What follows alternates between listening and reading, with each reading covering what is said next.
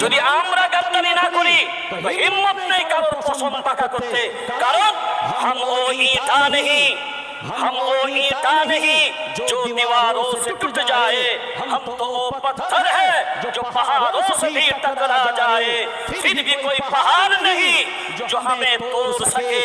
अरे हिंदुस्तान तो क्या दुनिया में भी किसी माई का लाल नहीं जो मुसलमान को मिटा सके। ওয়াকাফ কালা কাইন বাতিল করো, ওয়াকাফ বিল মানছি না, মানব না।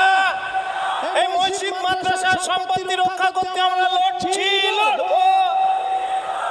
বাস এক কথায় আমরা যদি ঐক্যবদ্ধভাবে থাকি ইনশাআল্লাহ সাফল্য আমাদের অনিবার্য। কিন্তু কোন অবস্থায় আমরা যেন নিজেদেরকে নিজেদের মতো করে বিভেদ না করি, সেই জন্য মনের দিক দিয়ে ফ্রেশ হয়ে